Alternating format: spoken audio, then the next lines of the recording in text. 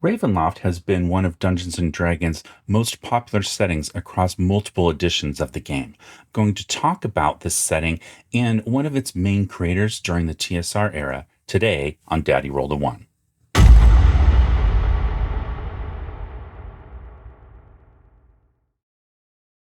Hello there, and welcome back. I'm Martin, and this is another video in my series on the history of early tabletop role-playing games, including Dungeons & Dragons. So today, keeping with kind of this Halloween theme, I'm going to be talking about Ravenloft, the setting. Now, this isn't going to be one of my super deep dive history videos, but instead just a quick look in honor of the season and also taking advantage of an interview that I did with one of the main creators during the second edition era of Dungeons & Dragons, Advanced Dungeons & Dragons, William W. Connors. I was able to interview him. We've become friends through Twitter originally, and he answered a bunch of my questions about the setting, and I wanted to share those answers with you because they're kind of fun. So again, it is October 2024. Today's Monday, the 21st, that I'm recording this. And I have been trying to keep sort of a Halloween themed, series of videos going on during the month. So I had one on the complete book of necromancers from second edition Advanced Dungeons and Dragons. And then I also recently did one on the history and the lore of witches, and specifically the witch class, either for PCs or non-player characters, mostly ones that were in Dragon Magazine throughout the years. And I also have done a video before where I talked about how I ran this original module, Ravenloft. This is what started it all back in 1983.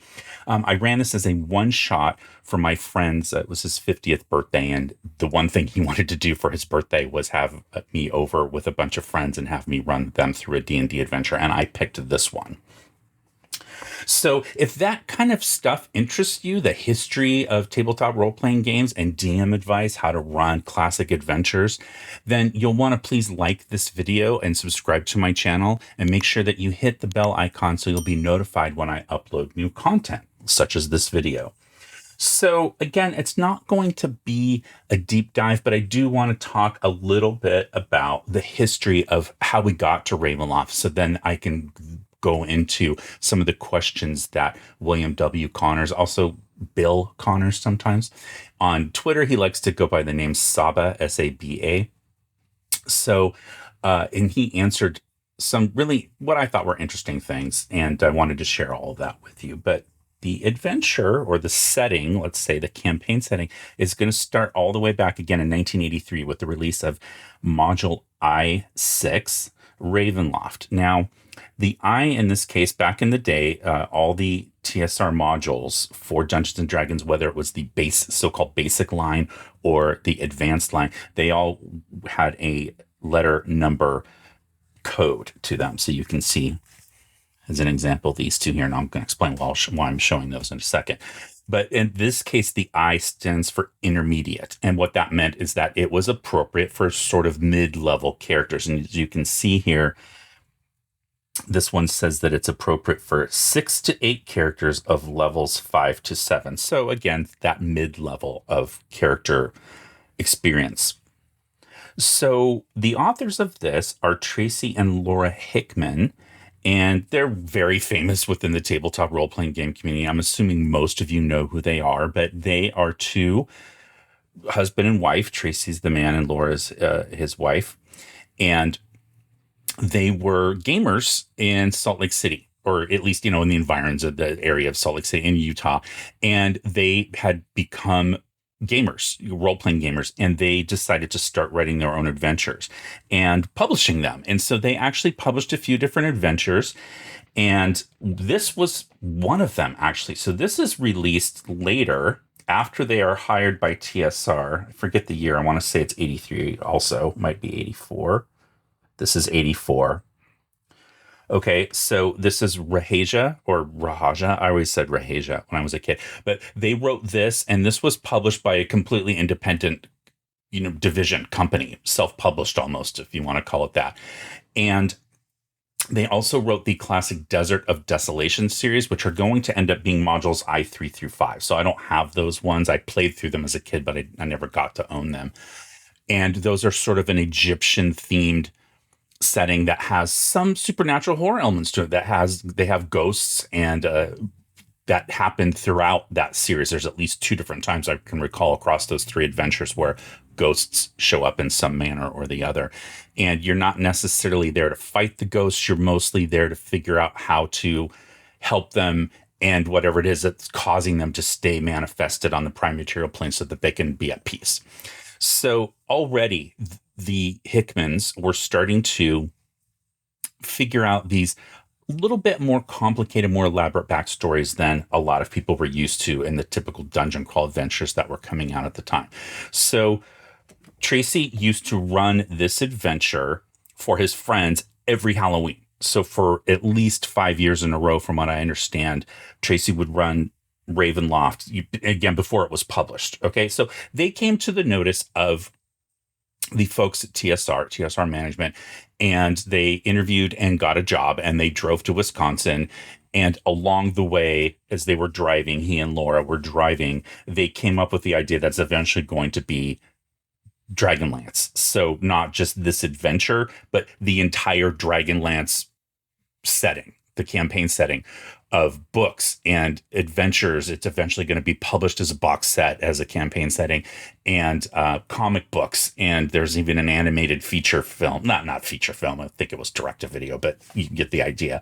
So, I could be wrong about that. I might be mistaken about that animated thing. I think I'm confusing it with something else. But in any event, it was a very large property for TSR at the time.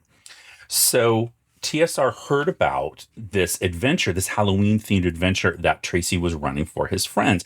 And what Tracy and Laura have said is that they wanted to do something with vampires to add a gothic fiction element to D&D and bring vampires away from... They felt that they'd gotten a bit too overused in a bad way, and that they were a little bit hokey or corny or whatever you want to call it. So this is the late 70s, early 80s that we're talking about.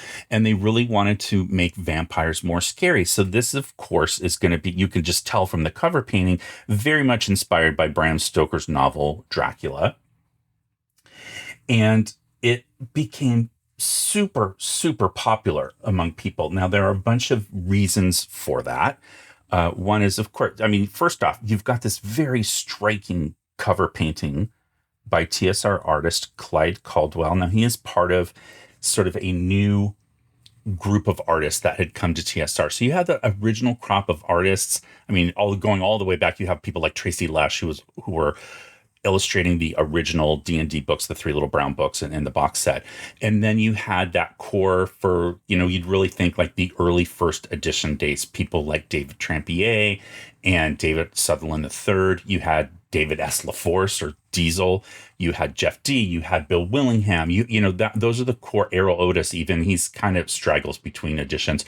But they were sort of that first crop of artists. But then in the 80s, TSR starts hiring people, and Clyde Caldwell is going to be part of what eventually is going to be called, sort of in a fun way, the 4 horsemen of TSR artists. And it's Clyde Caldwell, Keith Parkinson, Jeff Easley, and Larry Elmore. So most people, if you know TSR from this era, you probably have a favorite painting by each one of those 4 people. But this was one of Clyde's most famous pieces for the cover of this. Again, now Clyde's also going to do all the interior black and white art for this particular adventure, and it's really fun. It's very thematic and evocative of the genre that it's trying to depict. I always like this one with the carriage, and again, lots of scenes in here that are very much inspired by Bram Stoker's Dracula. Now, another thing that was very popular in this adventure are these fun isometric maps. Now, these maps are done by David Sutherland III, who, as we talked about at one point, had been an illustrator, like drawings for TSR, but at this point in his career at TSR, he's shifted into doing maps, and he was very famous for doing this style of map. Now, he's not credited here, but I'm pretty confident that he was the one that did the maps here. And this was a new style of map, this sort of depicting the elevation, the different, slopes, and 3D essentially. It's not quite 3D. There, I think isometric is a little bit of a different type of term, but it's essentially the same thing. So that you can see how tall things are in relation to everything else.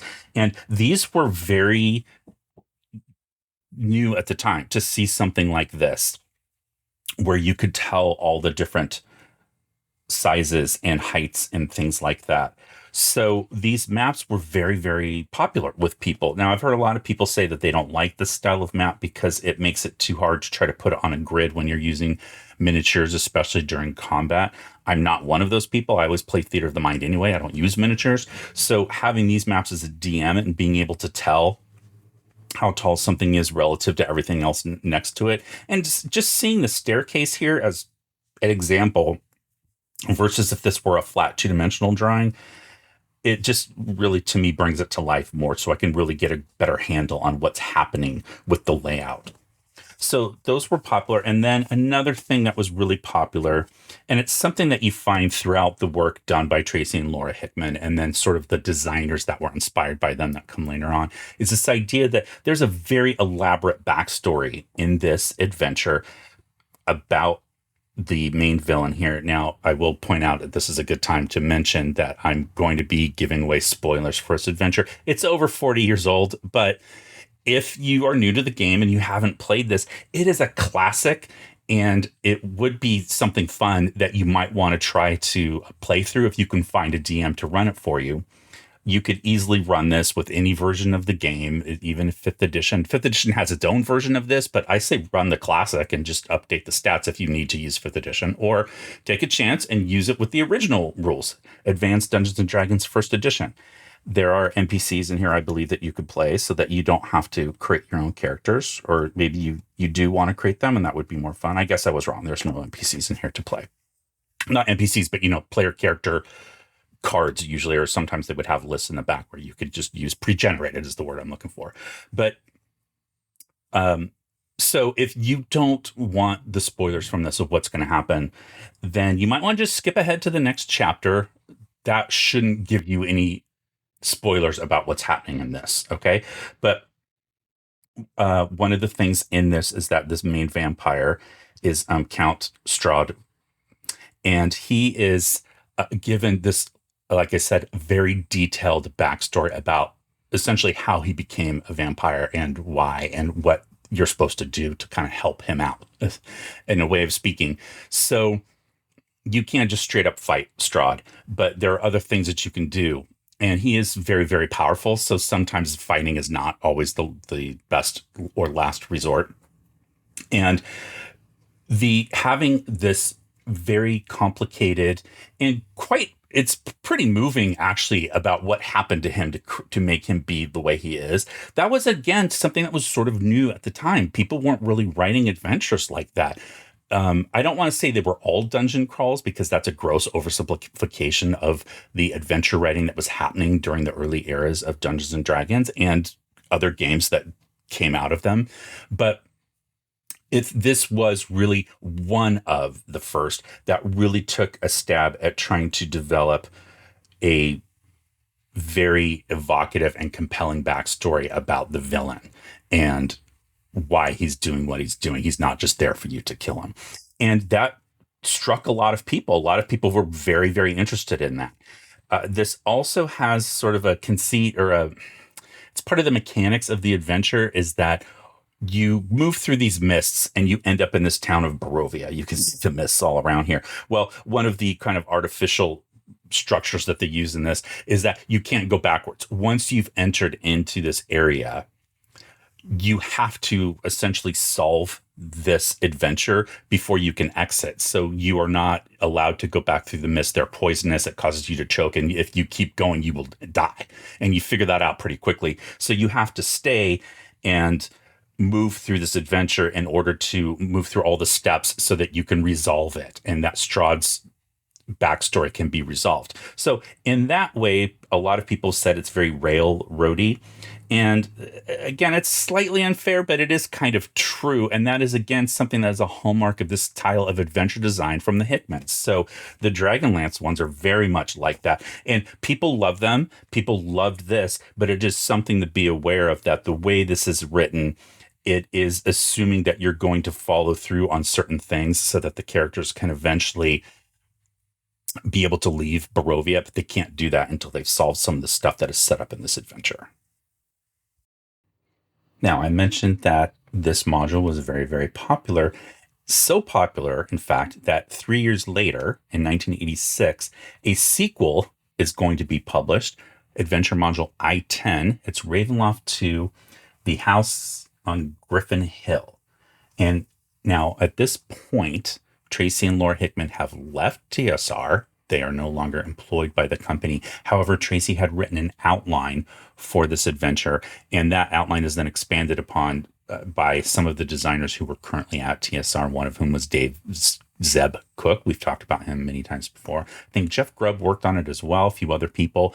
This is not one that I ever had, nor have I played it before, but it was important because it started to expand and build upon the seeds that had been laid in that original module of I6. So it expanded the geography, started talking about other towns, and it introduced one of the more popular, I guess, or main villains, main personalities, I would say, of the Ravenloft setting, which is a lich. I have no idea how to pronounce this because I've never heard it said out loud before. I would say Azalin, however you want to say that, or someone can correct me in the comments. I'm sure I'm pronouncing that wrong.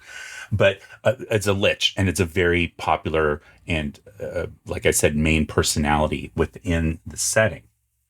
So the module also, again, it doesn't have the same level of popularity as the original sequels seldom do, with a few exceptions, but it had a bunch of things in it that were really, really interesting, and ideas and concepts that are going to start pulling through not just into the Ravenloft line, but into game design, theory in general. So things like variable NPC goals, so that every time you could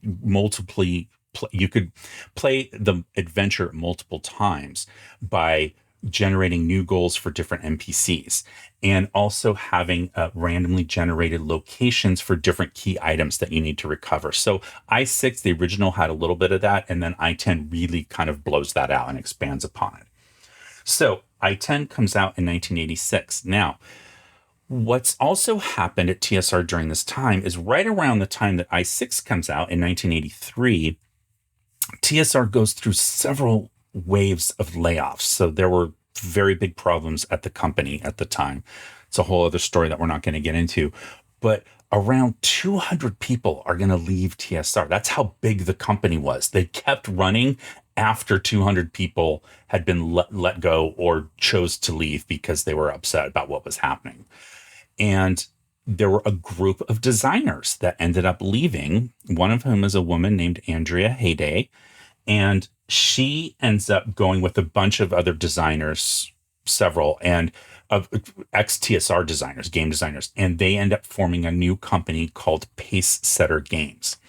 So Pace Setter Games was very, very short-lived. I think only like maybe 2 years. But in that time, they published 4 different role-playing games, including one called Chill. So Chill comes out, I think, in 1984, so a year after Ravenloft, and it is a role-playing game of modern horror, really kind of inspired by horror movies specifically. And so Chill is different from Call of Cthulhu, which had been published before that. I think that comes out in 1981 from Chaosium. And that is a game of cosmic horror, obviously based on the H.P. Lovecraft mythos. And it takes place in the main game. You can play it in a bunch of different eras, but the main Call of Cthulhu game takes place in sort of this 1920s pulp era. So you had that game, and then you had Chill, which is modern horror. So eventually, Andrea is going to come back to TSR in the late 80s, as well as another person who had left TSR, who is named Bruce Nesmith. Now, Bruce was originally hired at TSR to be part of their computer game programming division.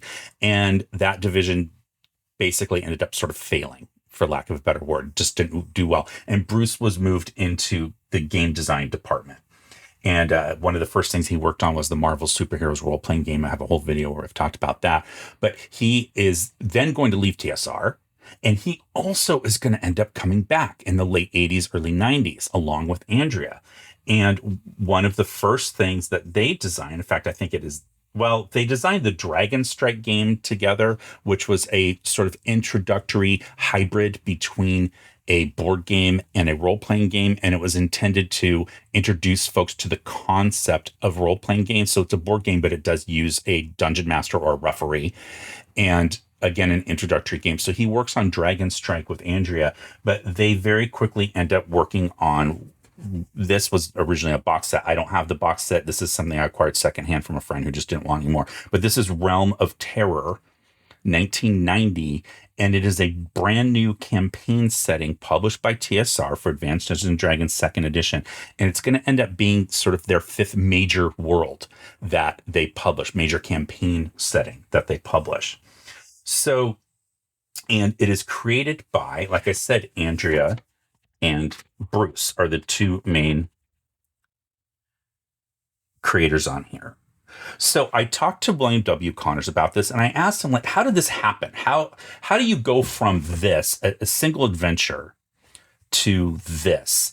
And what he said was that his understanding, at least from working at TSR during this time, was that, again, this adventure was so popular. It really was one of the first ones that started to get a lot of people talking about it. Not that you hadn't had that before. You had Tomb of Horrors, you had, the Giant series, you had all that. But this one, it was just so different. And for whatever reason, it really struck a chord with people, this mixture of adding Gothic horror elements to Dungeons and Dragons. And so the folks at TSR decided that they wanted to make it into a bigger property, something, ideally along the lines of like a Forgotten Realms or a Dragonlance that could have novels and other merchandising behind it besides just game stuff. And that is going to happen. There are going to be novels and things written for Ravenloft. So that was one of the reasons. Also, they wanted to kind of compete with these other horror games that were out there. So I just mentioned the main two that were out, which is going to be Call of Cthulhu and Chill. And so Dungeons and Dragons was in a unique position to create a third horror style game, keeping the mechanics of Advanced Dungeons and Dragons 2nd edition, which was still at the time the best-selling role-playing game, but mixing it with horror, but now fantasy horror set in that faux medieval era of Dungeons and Dragons, of Advanced Dungeons and Dragons. So it was competing with Call of Cthulhu and Chill, but in a different way. It wasn't trying to evoke necessarily a classic literature tradition, even though it was built on the Gothic horror. That was its inspiration, but it's not set in a Gothic horror style setting of like the late Victorian age. However, we are going to talk about that in a minute because that's not always going to be the case. So what William told me was, Andrea, he said that she worked on, as well as Dragon Strike, she also worked on the Al-Qadim setting. And he said that for his money, basically, that what he said, this is the quote, he said he'd never met anyone with a better feel for Gothic horror than Andrea Hayday. And then for Bruce Nesmith, we talked again about his sort of career. Bruce is going to end up, I talked about how he was hired at TSR originally to work in their computer game programming division. Well, he is going to leave TSR again, and he's going to go work at Bethesda Softworks. So he works on stuff like very popular video games that you guys have all heard of, Elder Scrolls, Fallout. He's worked on a bunch of them. Okay, those are just the top two that came to the top of my head. I've never played any of those, but I know that they're very, very popular. And William Connors told me that he said that Bruce is, and quote again, amazingly talented writer and designer, and that William was very, very honored and happy to work with those two. And the three of them together, Bruce, Andrea, and William, are going to become the core three designers behind the Ravenloft line in second edition Advanced Dungeons and Dragons. So there are other people involved as well. There's many, many more than just those three, but they were the main three that people typically think of and that designed a lot of the products during this time. So Realm of Terror comes out. Now, again, it's a box set, and I sadly don't have the box. Cover art, again, is by Clyde Caldwell, but the interior art is not. But this setting just develops a lot of different ideas and different concepts. It had all these different, like, fun cardstock maps and locations, monasteries and estates. So there's a bunch of those. You can see here, there's 24 of those. And that, well, 24 including like these little, it's the original cover art, these sort of charts, almost like Dungeon Master screen type stuff in here. And then there's all these different characters.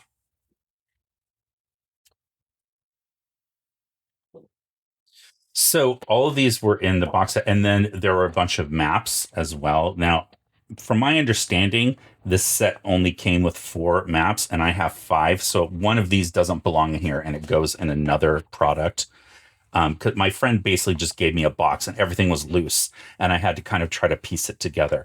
But you know, it was a standard campaign setting for the time as far as like what was included, and lots of new rules in here. So this is going to be the first product that is going to create mechanics or rules behind having fear and horror checks in a Dungeons and Dragons game. And that was a big deal because it's part of the genre, and Call of Cthulhu clearly already had them. Well, they had an insanity metric and or madness or whatever they called it.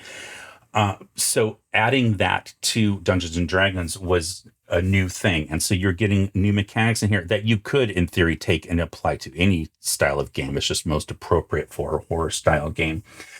And it was, again, based on cosmic horror, and that was to set it apart from the cosmic horror of Cthulhu and the modern movie horror of Chill. So this ends up becoming so popular, it's going to run for, I think a little over a decade before they kind of wind it down. At that point, TSR had been acquired by Wizards of the Coast, which had then in turn been acquired by Hasbro. But you know, it's still with us. Like I said, during the 5th edition era, there's been at least one book that's come out for Ravenloft. I don't have it, but I know that they're still publishing Ravenloft stuff. Partly they have to publish things often enough so that they can keep the copyrights in place. That's just how copyright law works. So this, again, designed by the 2 of what are going to become the 3 principal designers behind the Ravenloft line. So that is, again, Bruce and Andrea. Now, William W. Connors is going to be working at TSR. He's hired by Jim Ward originally as an editor. And what William says is that he sucked as an editor. And he specifically pointed out to me, he's like, just ask my son. So William said that his son is currently running, as we speak, he's running Feast of Goblins, which is a product that was edited by William W. Connors, you see right there. And his own son said, yeah, this is edited terribly. Like he was having trouble figuring out how to run it. And so William was not happy there as in the editing position. And so Jim Ward is eventually, and I have a video about Jim Ward, very instrumental in the history of TSR, and he unfortunately passed away earlier this year.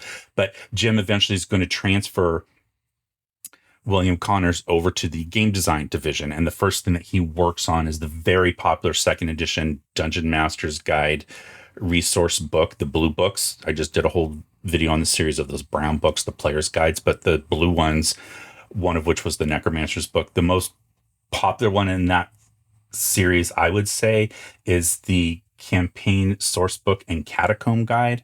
So this is one that people still talk about today and still use the advice in it, no matter what edition of D&D they're running, or really it has advice for any kind of role-playing game. It doesn't have to be D&D. So William W. Connors was one of the principal designers on that book. However, he is a very humble, I guess. He likes to always give other people credit and never take any for himself. So he told me that the main person behind that book was actually Janelle Jaquays, and all the ideas were hers, and he just wrote them down. I don't think that's true because I know how he talks. And like I said, he never gives himself credit. But that was one of the first things that he worked on while he was at TSR. And I said, well, then how did you end up becoming one of the principal designers on Ravenloft? Because he also worked on the Gazetteer line. He did I think it was the Minrothad Guilds, and then he did the Outroagan clans for the Gazetteer line and, some other products. And so I said, well, what happened to get you onto the Ravenloft line? And he said, basically, they couldn't keep him away, that he is such a fan of the Universal monster horror films, and that all of his campaigns, he said 50% of the monsters in the campaigns he runs, like every campaign, 50% of the monsters are Universal, horror film monsters, Frankenstein, Dracula, Mummy, Wolfman, whatever, all those classic monsters from those early 30s and 40s films. And so because of that knowledge of that and having been running games in that style, he was basically able to work his way onto the design team for Ravenloft. Now, one of the things that I asked William was what was one of his favorite products, or his favorite product that he worked on for the Ravenloft line. And he gave me two answers, but the first one he gave me was this one. So this is Masque of the Red Death and Other Tales, Terror in the 1890s. So you see here, it's called a campaign expansion. This is going to be published in 1994. And forgive my clicking, that's just my mouse sound. But you see the design here is by William W. Connors, and the editing is done by Anne Brown. I'm not going to go through all these people, but here you see project coordinator Andrea Hayday coming up again. We've talked about Rob Ruppel before for his art. And then the cartography, Dave Sutherland. Again, we've mentioned him as well when I get to that point. But one of the things I wanted to point out here that you see is where it says he's special thanks to all these people. And then he says the Kargat, however you want to say that. So that was a group that was designed for one of the Ravenloft products. And it's an in-world organization that's sort of a combination of spy agency, Assassin's Guild, and in law enforcement group. They operate in the domain of Darkon. So one of the things that happens in the Realm of Terror box set that I talked about just previously is that it expands the idea of Ravenloft beyond just the domain of Barovia, and they create it in a way that I think it's called a demi-plane, but it has all these different touch points with all the other different worlds in the TSR era. So Greyhawk and Kryn and Forgotten Realms and Spelljammer, I think, also Karator from Oriental Adventures. So it has little things where it can interact with all of those different campaign settings. And within this demi-plane of Ravenloft, there are all these different nations or countries, realms, essentially, that are all run by different powerful evil characters. So Strahd is one. He, of course, runs Barovia, but then there are others. And so one of those realms or domains was called Darkon, and this Kargat organization is part of that. So the design team at TSR at the time, they ended up taking on that name as part of their design team. And it involves a ton of people. So besides William and Andrea, also Cindy Rice, who was an editor at TSR. And eventually, she was also a game designer, but she's eventually going to be put in charge of the campaign settings from TSR and Dungeons and Dragons after the takeover by Wizards of the Coast. There's Steve Miller. We just talked about him last time in my video, not last time, 2 times ago, my video on witches.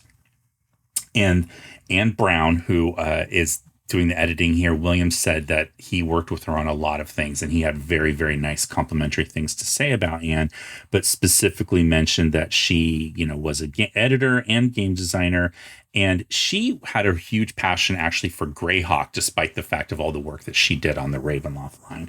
But it also involves people, I'm not going to list all the names, but Stephen Brown, Dale Donovan, just on and on, and including some names that will be familiar to people who are players of third edition Dungeons and Dragons. So Sean K. Reynolds is going to be on that team, as is Ed Stark and many, many more. So that is what he's talking about when he's thanking the Kargot. So this Guide to Gothic Earth, this setting expansion, campaign expansion, is taking all of those inspirations from classic Gothic horror fiction and creating an alternate Earth to tell these stories. So this is not connected in any way to the standard realms and domains that are part of the Ravenloft demiplane. It's its own kind of thing, and it was done very specifically to just kind of evoke that literary genre.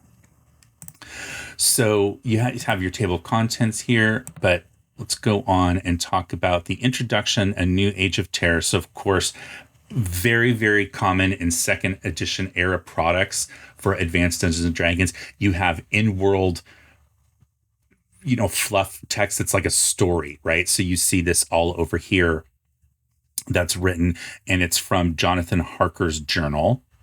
So very clearly supposed to be, from, the Dracula novel.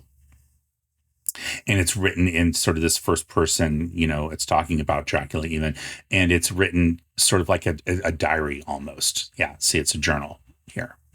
So then it goes on to say, Advanced Dungeons & Dragons is a game known for its traditional adventures and excitement. With the addition of the Ravenloft campaign setting, the game's rules were stretched to allow dungeon masters and players to experience a new type of fantasy adventure.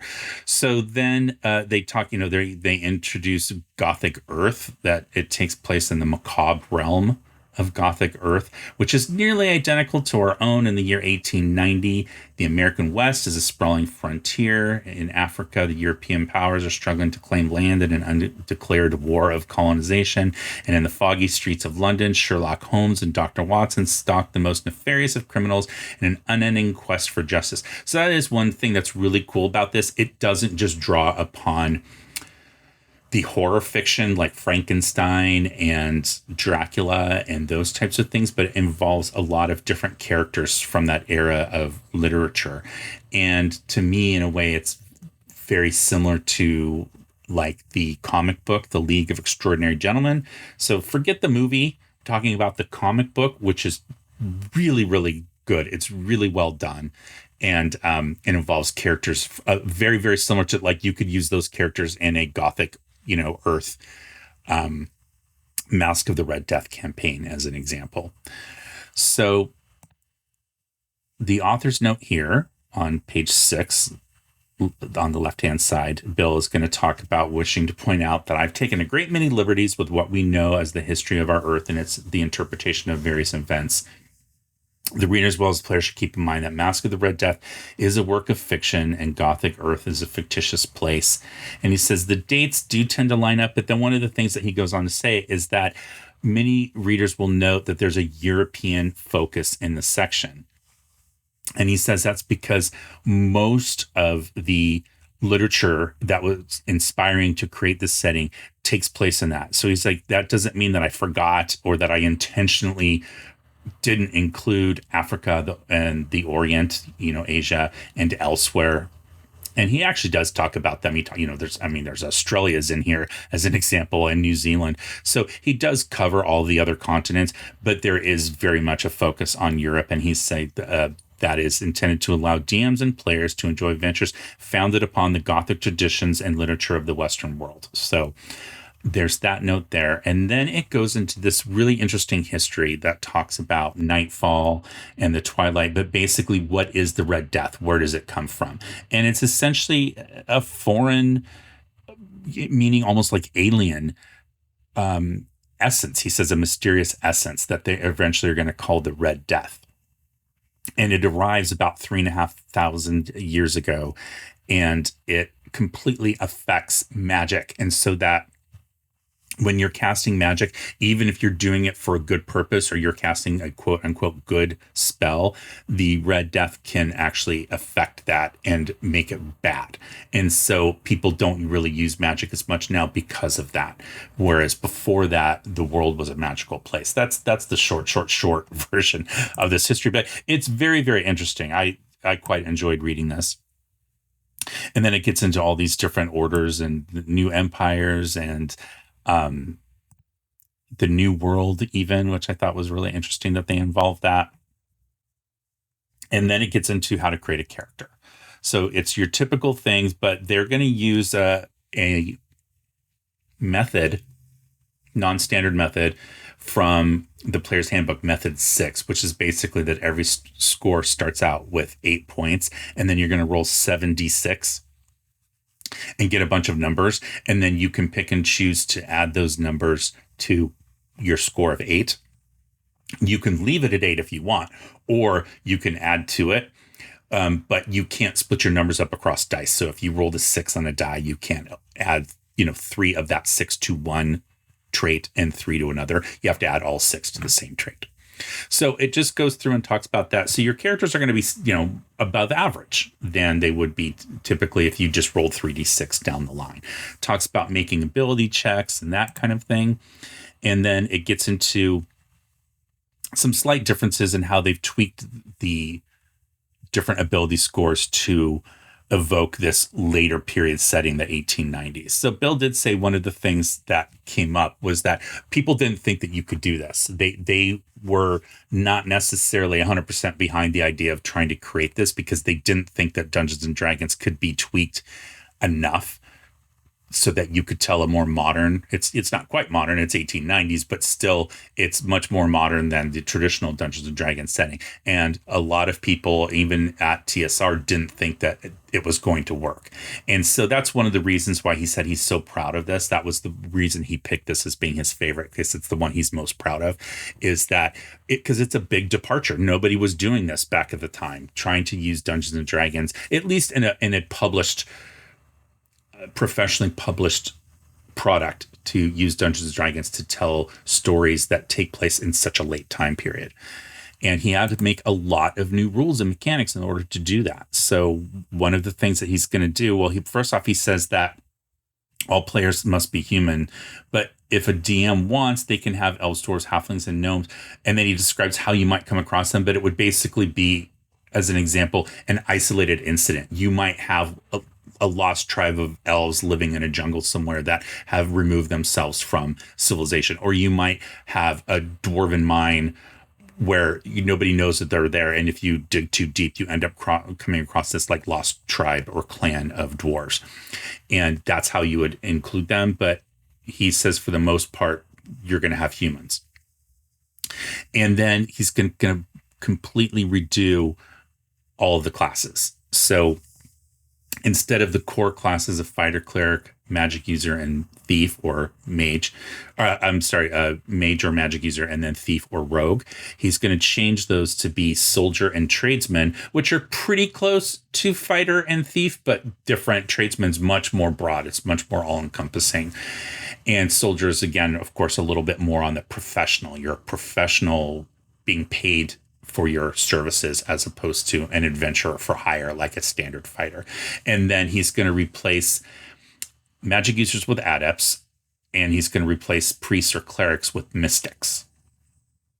And then all of those are going to get different character kits. We've talked about kits before, especially in my video where I talked about the complete handbooks for Advanced Dungeons & Dragons 2nd edition.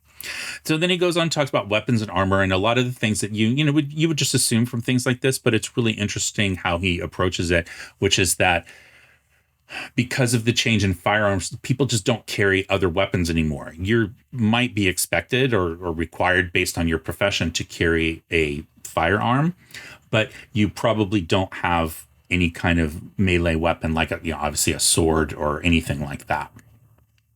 So he goes on to talk about that, and then he talks about alignment and proficiencies and specialist adepts, which again are going to be more akin to like a specialist wizard. So he said, maybe they might be allowed. It sort of just depends on the dungeon master and if you want to allow that or not. And then he gets into the different character classes here. So soldier, and they're pretty basic. Adepts, mystics, again, and then tradesmen, which are going to include merchants, laborers, and basically all others. He said it's the most common profession or class, if you will, in this type of setting. So I am spending a little bit more time on this book because it is the favorite one of William Connor's, and he was the reason that I made this video in the first place. But it talks about proficiencies next up in chapter 3 and weapon proficiencies, as we've talked about. And then it gives your weapon groups and goes into a whole list of non-weapon proficiencies, which, as a reminder, was what skills were called in Advanced Dungeons and Dragons 2nd edition. And it has a whole bunch of new ones here that are specific to the time period. So things like artillery is new. Archaeology, I believe, was new for this, or at least there's a new use for it. And chemistry, clockwork. So demolition, engineering. Well, engineering was there before, but there's different uses for it. So it goes through all of those. And then you get to a section on money and equipment, and it has this whole list here of what money is called, like the main form of currency in a lot of different countries that you might be visiting in a campaign like this. So Arabia, Australia, Belgium, all the way down to like Spain, Sweden, and Switzerland, and everything in between. So then it goes, whoops, I went the wrong way. It goes into some money and equipment and all the different kinds of equipment you can get. And again, there's going to be a lot of new things in here that are specific to this type of setting. So you've got cameras and carpentry kits and gunsmith kits, handcuffs, binoculars, calling cards is kind of fun, opera glasses, all that kind of stuff, photographic kits. And then it gets into firearms and details how firearms work. The short version, as you can see here, the damage. You have a list of firearms. So you have a carbine, a repeating carbine, Army pistol, Navy pistol, Derringer pistol, rifle, repeating rifle, scattergun, and shotgun. And then you've got your damage here. And it specifically says, this is what I would call exploding dice. This is what I did for my demolitions in my book, Alchemy, Explosives, and Inventions. That hopefully will be able for sale soon. If you didn't make the Kickstarter, I'm still waiting on my proofs from Drive-Thru RPG. But I had the damage being done where if you rolled a 6 on the damage, then you got to keep that result and then re-roll and add. And William did a very, very similar thing here. Now, I actually didn't know that because I didn't check this book out until he told me that this was his favorite. So I was aware that it existed. I had just never looked at it before. And that's one fun thing that you're going to get in this book, even if you don't want to play in this specific setting. But if you want to play an older version of Dungeons and Dragons, so obviously 2nd edition, although this is very, very broadly compatible with 1st edition Advanced Dungeons and Dragons, and even with some of the stuff from the basic line, you'd have to make a few adjustments here and there. But for the most part, you could do those on the fly. But if you wanted to include more modern era things like firearms and some of those scientific non-weapon proficiencies that we talked about and things like that in another game without all these like gothic horror aspects to it, you could totally use this book to do that. And I think it would be a great resource for that. So then it gets into explosives and different styles of those. And then it gets into magic and how magic works. And magic in this world is very limited. It's a lower magic setting, specifically because you have that red death that is basically turning all spells or any kind of magic evil for the most part. So then it talks about reversible spells. You have powers checks that you have to make to cast your spells. And then you have suggested results for what happens if you fail. And there are stages from 1 to 6, with 6 being the worst thing that can happen. And it talks about unique magical weapons, which this is something Bill's really big on. And I like it. And I do this in my worlds too. So he says there's no such thing as like a generic dagger +1. That just doesn't exist. There will be things that have the equivalent powers of a dagger +1, but it's a unique item. It's going to have its own special name, and it's going to be something that everybody's heard about. So, or, heard about within the context of it's not just you could find it anywhere. It's going to be an item that you would specifically read about and then try to go seek it out and recover it, much like an artifact, but just a simple dagger +1. And I really like that. I like making magic weapons be much more unique. And in the campaign that I run for my daughter and her friends, so we've been playing for about 4 years now. Nobody has recovered a magic anything other than some potions and a scrolls. I just keep very, very low magic. And I know a lot of people would think that's boring and defeating the purpose of D&D, but my players don't mind. They're having a blast. So we're having a great time with that. I just sometimes feel, especially magic weapons, it's a slippery slope. Once you add one, then everybody wants one. And then, then that's when you start having to have like the magic item store where you can buy magical items and stuff like that. Okay, so it goes through the magic here, and then there's some new spells, and there are some tweaks to existing spells and how they work. So you see here, Magic Missile, this spell does not exist on Gothic Earth as an example. So shield functions normally. It provides armor class 4 versus firearms. So again, they have to be very specific with that because the interaction between firearms and armor is very, very different than just between standard weapons and armor. And there's whole sections that talk about that. So it goes through here and then it covers, so it's covering both arcane, what we now call arcane and divine spells. And here, of course, it's broken up between adept and mystic spells, but it's the same idea. Then there's this whole section here on firearms, which is interesting that it's here as opposed to being in the equipment section, but that's fine. But there are different types of things that you can do with firearms, including making repeated shots. So they talk about aimed fire, repeating rifles, rapid fire, panic fire, and blind fire. And so these are all different things that you might do with a weapon. And there's some really interesting mechanics here. So one of the things that he talks about with weapons that can repeat is that you are actually going to split your number of attacks. So the one I remember, I think, was if you were using a naval pistol or a Navy pistol that has 6 shots. So you go on your initiative order, but you only take half of them. So you would take 3 shots then the other side goes, then you go at the end of the round again and you do your other 3 shots. And of course there are penalties for making multiple shots and things like that, but it's a way to try to emulate the back and forth of a gunfight during a combat, as opposed to one player just firing all of the shots and then the other side responding. You're splitting them up on the same turn, which is really interesting. It's different. I've never really seen that before with firearms rules. So it talks about armor and things like that. You get into explosives, turning undead, and then this is one of my favorite parts of this, which is the Atlas of Gothic Earth, and it talks about the different eras or different areas that you could visit. So it starts in North America and it covers cities like Atlanta, and it gets into the whole Confederate battlegrounds and how that would be a source of ghosts and different horrors that you might uncover being on these bloody battlefields. And then it goes into Boston and talks about things like the Salem witch trials, and then New Orleans.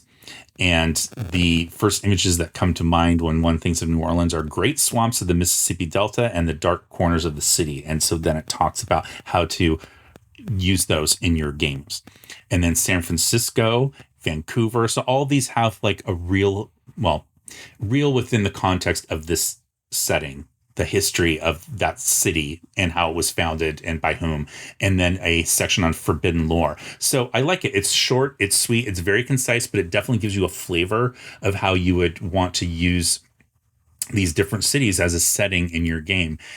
So I thought those, and I really like that it's including cities from all over. So the North America section also includes Vancouver, which is not something that you would normally think of. Most people would focus mostly on just the United States. And so I love that there's other things in here. Interesting that New York is not included, but, they just ran out of space, I guess. And maybe he couldn't think of something as interesting as some of the other cities that he mentioned.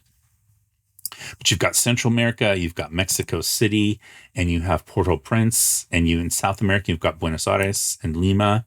And then in Africa, you've got Alexandria and Cape Town. Australia and New Zealand, you have Brisbane and Christchurch. And then in Europe, you have Bucharest, Dublin, London, Paris. So if you'd had New York and then Munich, you could have had pop music, but we don't have that. You also have Rome and Vienna. And then in Western Asia, you have Constantinople and St. Petersburg. And in the Far East, you have Bangkok and Singapore. So trying to cover a whole bunch of different things. Here are the different character kits. They're pretty much what you would expect, but they're interesting. Cavalryman, explorer/scout, sailor. Tradesman kits are the dandy, the detective, the journalist, the parson, and the physician. So see, this one's going to have the most, the laborer and the scholar. And then again, that's because he says tradespeople are going to be the most common type of class that someone would be. Then you have your adept kits of the charlatan, the metaphysician, and the kabbalist. And then your mystic kits of the medium, the spiritualist, and the shaman.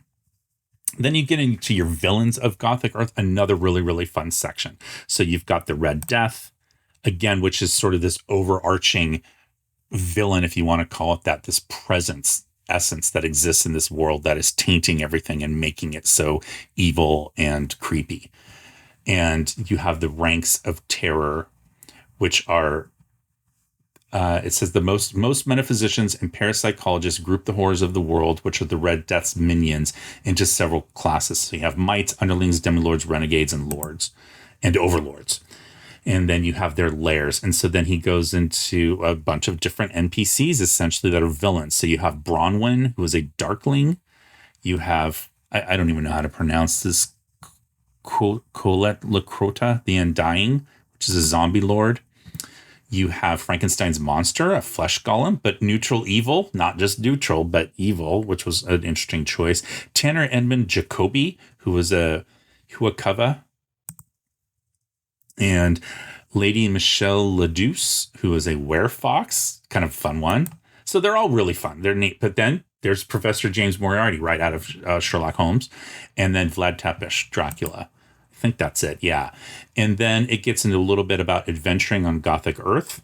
And you have, this a window on the past. You have, the minions of evil, how to add them in. This is essentially your game master section on how to implement these types of themes into your game and like common technologies and that kind of thing. So telegraph, railroads, photography, literacy, where the lights go out, traditions of terror, and he talks about powers checks, fear, horror, and madness, and then revised rules, because those are, again, in the Realm of Terror box set, but he's revising them for this specific setting, which is really fun and interesting. And then he gets into curses and then into fortune telling and things like that. So that's basically going to be that for this setting. Now, there are 3 adventures in here. There's Red Jack, there's Red Tide, and Red Death. And so those are the 3 adventures that are going to appear in here at the end. But Bill did not write those. I'm not going to go into those right now. So the core, what I wanted to talk about was just this part that he wrote for the main setting book for this particular campaign setting. And so I really like this. I think it's really fun. And I would have been really stoked to have played in a game of this when I was a kid. I think it would have been a lot of fun. So that's going to be it. Now, next up, I'm going to look at something that he said that he created for the core line that he was also super proud of. So one of the things that I asked Bill again was, other than Masque of the Red Death, like what are some of the products? And he said for a core product that he wrote that he liked a lot was this particular one here. This is Van Richten's Guide to Ghosts. And there were a whole line of these. I think there are going to end up being 8 total. The first one in the line, not written by Bill, was Van Richten's Guide to Vampires. And that was when they were kind of just trying to figure out, TSR, that is, trying to figure out what this line was going to be and what some of the supplemental products were going to be. But the Van Richten's Guide to Vampires sold well enough that it made them realize, hey, there's an opportunity here for us to create a bunch of these, one for each of the classic style of monster type that you would expect in a horror game. And so Bill was assigned to write this one on ghosts. Now, this actually comes out before his Masque of the Red Death product, which came out in 1994. This is going to come out in 1992. And you can see his name here, Bill William W. Connors, as being the author. And really quick, just going to point out this note over here on the left-hand side at the bottom of the page. It's a little hard to read, but it says, "This book is humbly dedicated to my wife, Catherine. Her courage in the face of ghosts more horrific or more horrible than any found in Ravenloft has been an inspiration to all who know Kathy. I look forward to sharing a long and happy life with her." So the short version of this, Bill told me the story, one of the first things that he and I had talked about when I first met him. So his wife was sick, obviously, you can see that here, and it was very, very serious, to the point where Bill needed to leave work. He couldn't work and take care of his wife, and she needed someone to take care of her during this time period. And this is during the second edition era, which is the infamous, some would call it, Lorraine Williams era. And I bring that up because I think a lot of people have a lot of things that they think that they know about Lorraine, and a lot of gamers, get really upset thinking how, not thinking about, but they focus on her stealing the company from Gary. So there's a lot to that story. And again, I've mentioned this before, but I highly encourage you to check out the podcast When We Were Wizards. Look it up wherever you get podcasts. I have nothing to do with it. I'm not involved with it in any way. I just really enjoyed it. But you're going to get a lot more detail in there as to exactly what happened and why with Gary's ouster from TSR. And it's not the one-sided story that you probably think it is. But in any case, Bill told me one of the first things he mentioned was that when his wife was sick and he needed to leave work to take care of her, he was going to resign, and Lorraine would not let him resign. And she ended up paying his salary so that he could keep his health insurance, so that he could take care of his wife and pay their medical bills. And it just paints a completely different picture of this woman that a lot of people have nothing but negative things to say, because she was treating him like a member of a family and looking after him and making sure that he was able to take care of his wife with the health insurance by keeping him employed, even though he wasn't producing anything for them. So that is a huge deal. And again, I'm not saying she's a saint by any means, but there's always more than one side to a story, and people are complex. They're not one dimensional. All right. But I just think that's an interesting story that Bill had shared. So this book is essentially, and what all of these books are in this line, the Van Richten's guides, they're written as though they're journal entries by this fictitious character named Van Richten, who's obviously inspired by Van Helsing from Bram Stoker's Dracula, and talking about a specific type of monster. And a lot of it has to do with just like their ecology, if you want to call it that, and how they came to be and different types of them, and really expanding the things that you would see in the monster manual and blowing that out into a much bigger situation. And Bill mentioned that he was inspired by 3 books. Now, it's interesting because 2 of them are actually about vampires, not about ghosts, but Bram Stoker's Dracula, but the other one being Carmilla by Sheridan Le Fanu, I believe his name is. I don't pronounce French, guys, you know that by now, which actually is a vampire novel that predates Dracula. But he was inspired by those, and then as well as by, and I found this a really interesting choice that I really appreciated, Dickens' A Christmas Carol, which is a classic ghost story. But he said he was trying to combine those elements to evoke this idea of what he said was a Gothic era scientist who might be studying something that almost defied belief. And how would this person write about that? So he's writing this in that Gothic style, which I think then is going to impact how he gets to writing Masque of the Red Death in that Gothic era, that late 1800s. So you can start to see some of the seeds of that being planted here. So these guides are almost all, and this goes for the whole line, they're almost all flavor text, or what a lot of people would call fluff.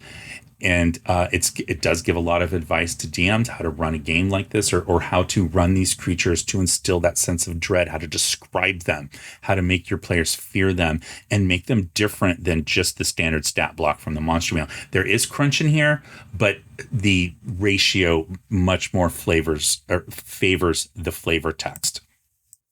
So it talks about different kinds of ghosts. And again, I'm not going to go through this in the same level of detail that I did Masque of the Red Death, but I just wanted to give you a hint. But he breaks ghosts into different magnitudes, 1st through 5th, and then talks about there's incorporeal, semi-corporeal, corporeal, mutable. Then their physical appearance could be vaporous, spectral, humanoid, bestial, monstrous, objects, preserved, corrupted, distorted, and beauteous. So different types of ghosts. They're not all just like the standard, white sheet floating in the hallway. Different styles, which I really, really appreciate. And then giving different origins. How would you get to be a ghost? Sudden death, dedication, stewardship, things like that.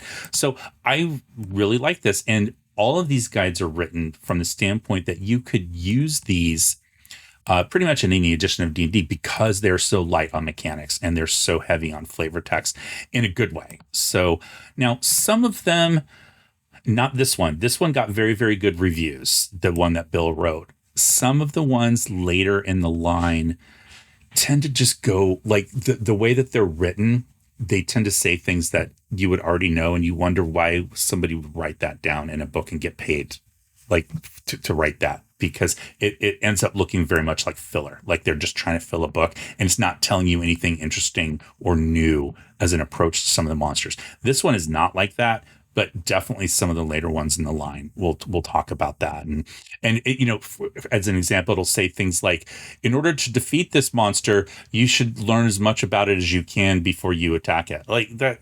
And it's like that's actually written down as advice. That's and there's nothing there. There's nothing that's just pointless to have spent time writing that down. But again, Bill's not like that, so his is much better. So then I said, okay, so we have two that you really like. How about some things from the line that you didn't write, but that you really, really like? And he said, oh, that's easy. Like basically all of the other Van Richten guides, he really, really likes them. So very specifically, he pointed out the one on vampires and also the one on the ancient dead. So those were the two that kind of come to mind. And again, remembering how much of a fan Bill is of those classic Universal monster films, those horror films of, Dracula and Frankenstein, things like that, Mummy. So obviously the ancient dead and their vampires, it totally makes sense why those two would be among his favorites. But he mentioned for him, when he's reading the Van Richten guides in his head, he hears the voice of Van Richten because Van Richten is sort of the point of view character that's writing these. It's though they're written by this person. He says he hears them in the voice of Van Helsing from the Mercury Theater on the air production of Dracula. So those are old timey radio shows. And he said you can look them up. I think most of them are on YouTube. Bill is a huge fan of radio theater productions. And he's always telling me ones that I should be listening to. And so for him, he likes to hear it in the voice. Now, as a DM, you could listen to that and then use that as like an NPC, like modeling NPC, because those radio productions had to be overly emotive because you don't have the pictures. So it's giving you tips on how to deliver dialogue and setting material, narration that helps paint a picture, because the audience that was listening to this doesn't have any visuals to look at. So it's a good tip I would give for prospective dungeon masters or current dungeon masters learning how to deliver, again, like I said, dialogue and narration to make it a little bit more evocative. So then he mentioned talking about staying in the line of the Van Richten's guide. He said he was at a Gen Con, he was on a panel, and somebody asked him, it's like, okay, well, what are you going to do when you run out of monsters to feature in the Van Richten's guides? And he's like, that's not going to happen. He's like, there's plenty of monsters out there to use. And he said, and if somehow we run out, we'll get paid to create more. Like, that's why we're hired here. That's why we work here, is that, for our creativity. So we'll just make new monsters. And somebody said in one of these things, they said, well, some monsters are hard to be scary. Like, they're just not scary at all. And they specifically said, for example, the Shambling Mound. And Bill kind of said, what are you talking about? Like, the Shambling Mound is one of the most scary monsters. He's like, how could it not be scary? And then he said, an animated mass of putrid swamp stuff. He's like, that's horrific. And I got to say, just him saying that did definitely give me a different point of view on the Shambling Mound. And so I guess he was so passionate in his description of what a Shambling Mound was like and how it could be written into a Van Richten's guide that a bunch of fans went up and mocked up a cover for Van Richten's guide to the Shambling Mound. And it's on this metal plate that they presented to him. And he thought it was so cool. He had him sign it, and he said it's still hanging up in his house today. So he was a big fan of that. And then he mentioned one of his favorite monsters that he did is going to come from this Monstrous Compendium. So Bill wrote at least the first two of these. So Monstrous Compendium, Ravenloft, Appendix 1 he wrote. I actually have that as a physical copy. And then Appendix 2, Children of the Night. New villains for your Ravenloft campaign. So, and again, you see William W. Connors here as being the author. So the one that he did in here that he really, really likes is this one, The Living Brain. And then it's Rudolf von Obrucker. And it's a unique monster. So it's essentially the brain in the jar. Bill is a huge, huge, huge, huge fan of the monster trope brain in a jar. And so he put it in this book. And again, in this particular book, it's a unique creature. About 10 years after this, 2000, I think 2003, 2004, whatever, and the Wizards of the Coast, like third edition or 3.5, they're going to come out with a book called Libris Mortis, which is a book of, horror style creatures. And there's going to be a brain in the jar thing in there that's not unique, but this one is. And Bill really liked that. Like, look how much he dedicates to writing about this thing. It's at least 4 pages. Yeah, it's exactly 4 pages. So he really likes this. And anytime you catch him on Twitter, he's always saying the brain in the jar is the best monster ever. It's the best monster ever.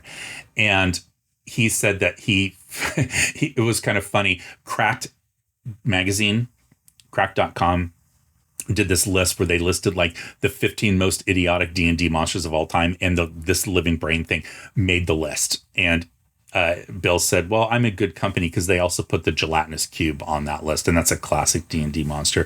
And he said he just feels like a lot of people just don't get it. The idea is not that you're going to fight this thing, because of course it can't fight. It's got 1 hit die, 8 hit points.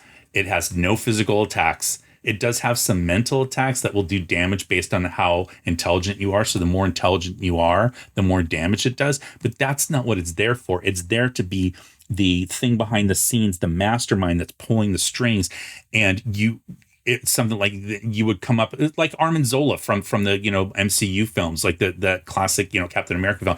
That's what it's supposed to be. It's not supposed to be a monster that you kick the jar over and it's like, oh, I won. It's something that you would set up over many sessions of time and then figure out that this thing is controlling everything. So I just wanted to share that with you because that is his favorite monster of all time, is this brain in a jar idea. So that's going to wrap up our look at this Ravenloft setting. So again, I mentioned it wasn't a deep dive. I didn't go into all of the history. And if there's any parts of this that you want to have more detail on, any one of the different books or settings or any of those products that came out that you want more detail on, definitely let me know in the comments below. And then while you're down in the comments below, you'll find places where you can join me on social media. You'll find links to my blog. You'll also find a place where you can visit my shop, which I would really appreciate because it's the best way right now to help support my channel. Other than you can also become a super fan. So there should be a little icon under the video description on your screen, especially if you're looking on like a desktop. There's a heart with a little dollar sign in it, and you can join these other fine folks by becoming a super fan of my channel, which is a way to help me upgrade my equipment and things like that. So I really appreciate you watching this video. I hope that you enjoyed it. And like I said, let me know in the comments below what you think. Let me know what other Halloween topics you might want to see me cover. I've got one Monday left. I think that I could record a Halloween themed video before Halloween is next Thursday. And so if there's anything like that I'm familiar with, I'd rather be something that I've played or owned that I can show you. Leave that in the comments below. But until then, happy gaming, stay safe, and I will talk to you next time. And now for the bonus content, what I was drinking and what I was listening to when I made my notes for this video. So drinking wise, I had some of this. This is Amaro Sfumato Rabarbaro, which is made by Cappelletti. That's the distillery, I guess, for lack of a better word. And so it's another Italian Amaro. You guys know I like those. They're very easy to sip on after dinner, which is when I started making my notes last night. And this particular one is made from a special kind of Chinese rhubarb. And there's a smoky characteristic to it. So sfumato indicating smoke. And but it's also got like some alpine flavor, some dried berry, and you can smell, like as soon as you open the bottle, you can definitely, you can smell all those flavors. So again, it's like a sipper for me. A lot of times people will drink it on the rocks with like club soda or maybe even tonic water as a tall drink. I don't tend to do that as much. The other thing you can do with this is use it for a Manhattan variation where you swap out some or all of the sweet vermouth and replace it with this to give it like that smoky characteristic. So chin chin, cheers.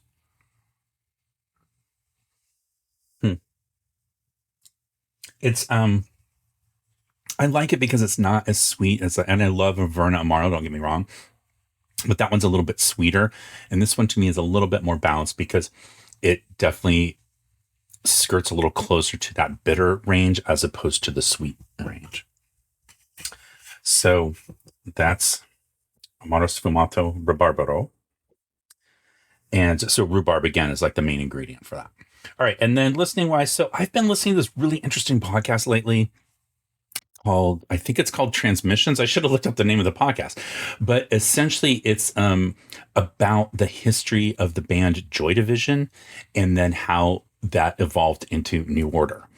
And so it goes all the way through into, Ian Curtis's death and how he even joined the band in the first place and how they found their sound, and then how it, the disaster struck when Ian unfortunately passed away, and the mental health issues that went into his passing, and how that affected the rest of the band, and how they had decided to keep going, but then they had to bring on a new bandmate and write new material and change their sound and all that kind of stuff. It's really fascinating. And it's a history of not just those two bands, but really a history of music in Manchester in general as well. So, it, talks a little bit about like the Smiths and people like that, and then how their sound evolved from that early punk sound or post-punk to this transitional period where they really started to be the innovators of electronic dance style music that was popular, and it became super popular here in the United States. And they talk all about how, like, when they first came here to tour, people here hadn't even heard of Joy Division, so they weren't asking them to play Joy Division songs. And New Order was really happy about that because they got sick of people asking them to do that. So anyway, this is a 12-inch. This was my wife's. And she is also a big New Order fan. We've seen them in concert before. So unfortunately, I don't have the original sleeve. But this is a 12-inch of The Perfect Kiss, which that song was off the album Low Life. And that was like their first American album where they got put with Warner Brothers. And so there's a whole story about that. And it's really interesting, actually, how that album came to be and how it was so different from some of their other albums. So